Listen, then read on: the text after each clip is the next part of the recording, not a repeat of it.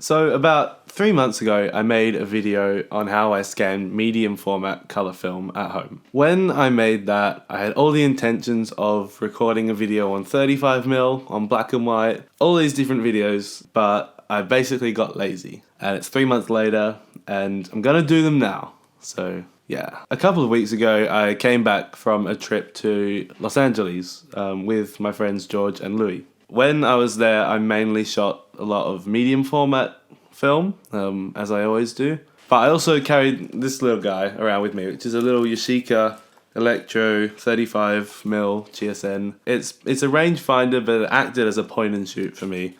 It's very small and easy to take anywhere I went. And yeah, it shot 35mm film instead of medium format. I wasn't expecting anything great of it, but it was nice to have something to carry around with me.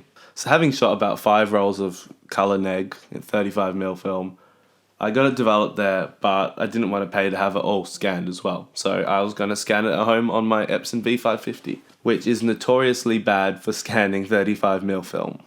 Having scanned enough 35mm film on this scanner, I think I have a pretty good workflow for people who are going to be scanning 35mm on a relatively cheap flatbed scanner. Obviously 35mm is the most popular format of film, so it would make sense to show the people how to best scan it. So when you look at a sheet of 35mm film and then you have 120 film, the obvious difference is the massive size comparison between the two.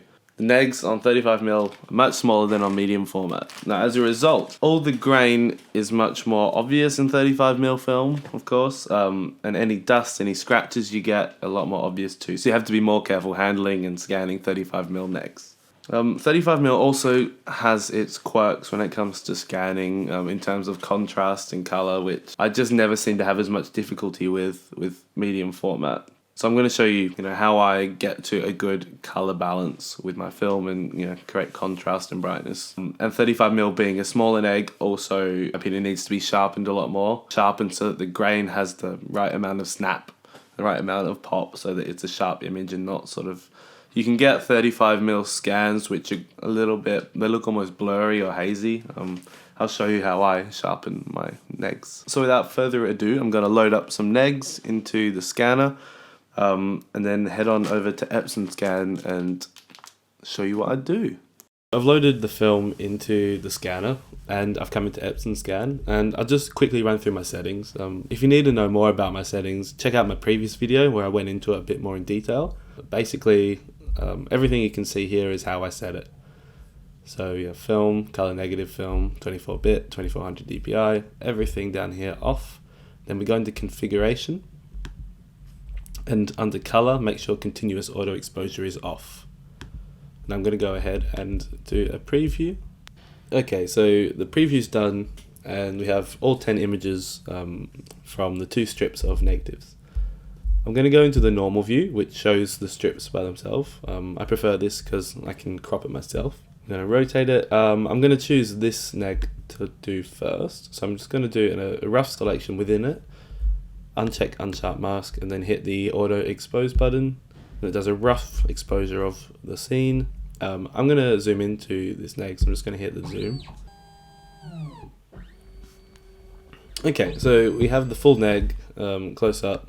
I'm going to rotate it, and so Epson Scan has done a rough exposure of it.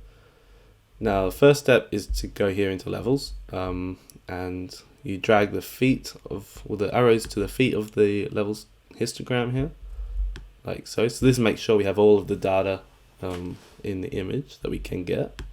Then we drag the output points as far as they'll go, and so straight away I can see that this image is too dark, so I'm going to bring the gamma point, which is the middle arrow here, to the left, brighten it up. That looks much better to me. I'm pretty happy with that as a scan. There's a few things I could do to it in Photoshop, but for now I'm pretty happy. So I'm going to select it, so cropping it how I want.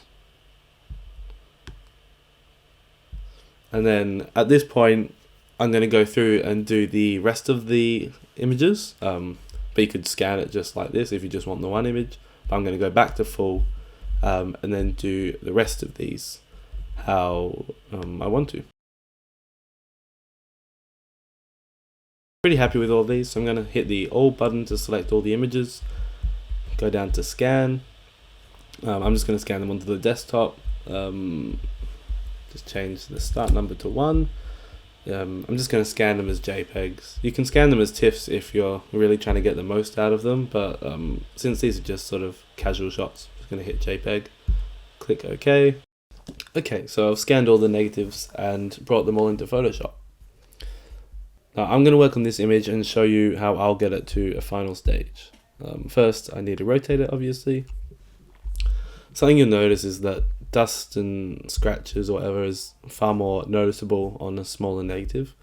I generally wait until the end to deal with all of this because once you've color graded and adjusted the contrast, some marks will be less visible and some marks will be more visible. So it's just easier to do it at the end. Now once I've done this, I'm going to go back into a levels adjustment layer and just readjust my points to make sure I have white in my image and that I have black as well. But I don't want to be clipping any of these. Okay, I'm just going to merge these layers together.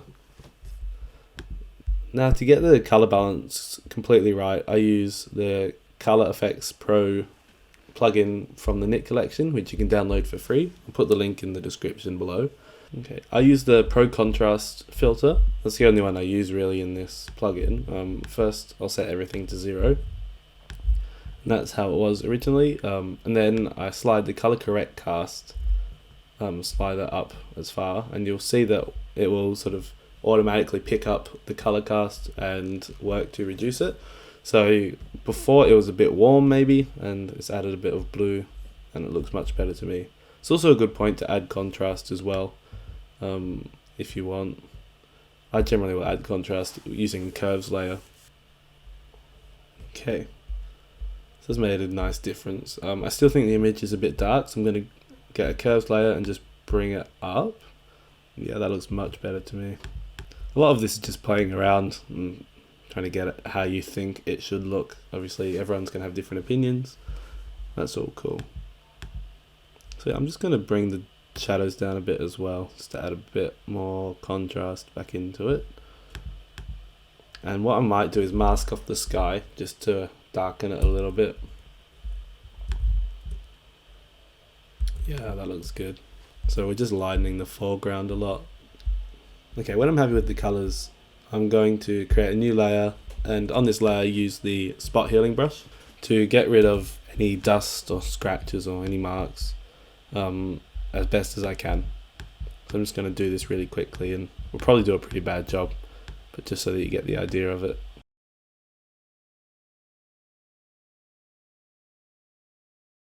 Okay, I've done a pretty rough job, but I'm not too worried about it at the moment. So I'm going to merge all these layers together. And now the important step is sharpening. If you don't have the NIK collection, then I would suggest either the Smart Sharpen or Unsharpen mask filters for Photoshop. Now what we're looking for is for grain to start becoming a bit more snappy. You don't want to over sharpen, but I want to sort of be able to see the lines of the grain and the detail a lot better. So you can see straight away that the word stop is just clearer when I've sharpened it. So hit OK to show you what it would look like. Now I'm going to sharpen it again using the NIK collection output sharpener. And what I love about this app is the before and after view. I find it, really intuitive and easy to use, and so you can see automatically what you're doing. And you can just see how the grain is a lot more defined once you've sharpened it here. The difference is remarkable. So I'm going to hit OK. Yeah, and that's just might just run through my process again with a different frame. So this is a lovely motel from near Santa Monica. I'm going to crop it in first. Okay, I'm going to adjust the levels. I'm going to just brighten it up a bit with a curves layer. It's too far. About here is right. I'm going to merge all the layers together. There's this guy. Going to open up the Color Effects plugin. And you can see the difference that that's made. It's quite a lot. I might add some contrast in on here.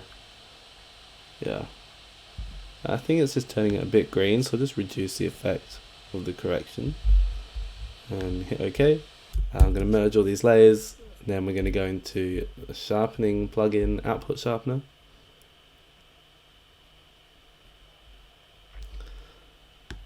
And you can just see the way it sharpens so much better. Yeah. Cool. So that's pretty much the extent of my workflow for scanning 35mm color negatives. I never shoot anything particularly serious on 35mm, and if I did, I would almost definitely get a lab to scan it, even for the extra cost. The flatbeds don't do a brilliant job, but there are certain steps which I've shown you that you can do to sort of squeeze the most out of a pretty small negative. If you have any questions about anything I showed you that maybe I didn't explain, feel free to leave a comment down below or hit me up on Twitter or on Instagram or email me, whatever. I'm definitely going to upload one on black and white film soon, very soon, I promise. But thank you for watching. I hope it was helpful. I'll leave the link to the NIK collection below as well. I highly recommend you get it. It's free and it's brilliant and there's so much to it. So again, thank you for watching and I'll see you next video. Hopefully, definitely, I will. Bye.